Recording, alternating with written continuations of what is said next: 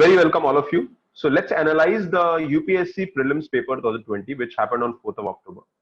Now, the overall the paper was on the expected line. UPSC has always, brought surprises.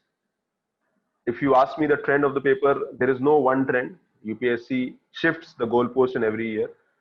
For example, this year also, there were areas which were attemptable. For example, Indian polity, economics, science and tech had some easy questions.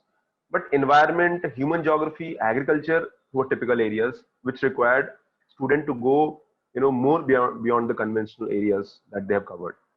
So let's understand, what are the problems and how we should be attempting such paper. Now remember, overall, the preparation strategy should never change. Even people who have followed basic books, who have followed basic books, who have covered current affairs in past 1.5 years, who have good understanding about NCERTs, who have followed standard books properly, they could easily attempt 80 to 85%, 85 questions, which means there are 15-20 questions which I would suggest, depending on people to people, जिनको attempt करना was difficult and it should have been avoided. This is a common mistake which the students always make. So 15 to 18 questions could have been avoided. And if you have attempted, if preparation is good, and if you attempt 80 to 85 questions with accuracy of 75 to 80%, I think you can easily get a score of 110 plus. And that should be the target. Now, overall, it was a mixed bag with tough areas, and there were simple and sitter areas. Now, coming to the moderate, the toughness level, the easy and moderate sections were Indian polity. Indian polity was relatively very easy this year. There were some questions which required presence of mind. For example, they asked about basic structure of India's constitution is mentioned in the constitution. No, it is not. Okay, so there were some trick questions.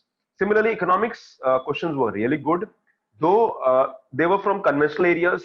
The conceptual questions were asked. Fortunately, one or two questions were asked, which on the economic trends in the COVID period. For example, India has a positive balance of payment right now. Current account surplus right now. So current account surplus, no question was asked. So student made mistakes there. So economics again conceptual but attemptable easily. Science and tech again, there were areas which were there in the news.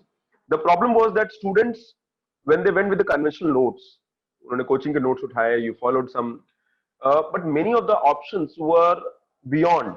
So student will have to dig in further, and apart from notes, you need to also see that if there is more available on internet, and you need to update. That would be the approach.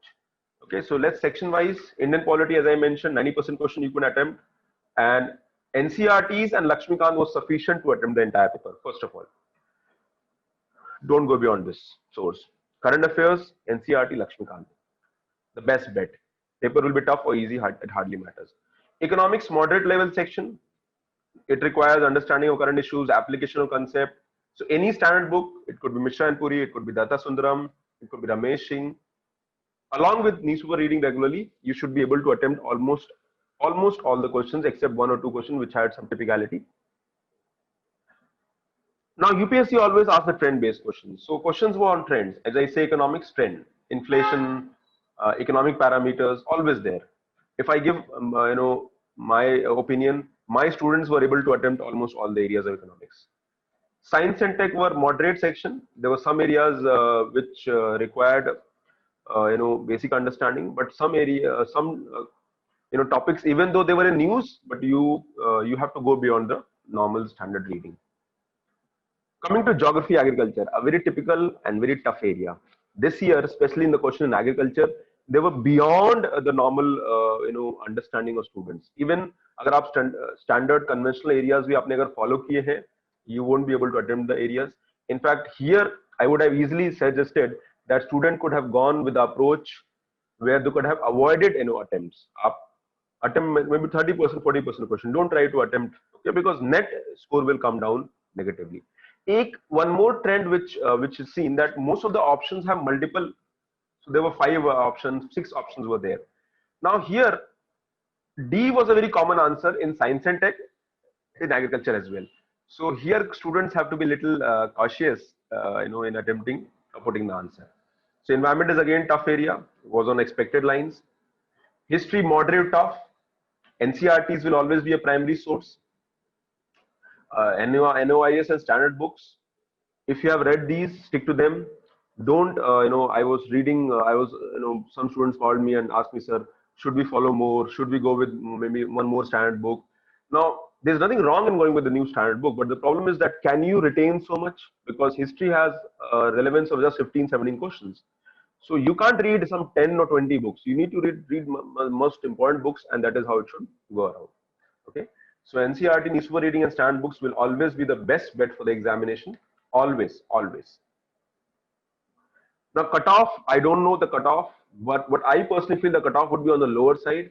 And why it would be on the lower side, specifically because there were not direct questions this year. Unlike in many areas, years last year, last to last year, where both the cutoff was 98. This year, I think it will be less. How much?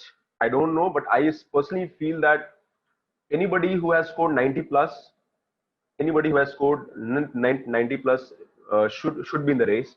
And so students who are 90 around 90 questions, they should make sure and start preparing for the prelims. So strategy and good strategy and planning will always ensure that you get selected, remember, and that should be the approach.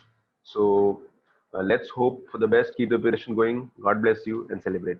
Take care.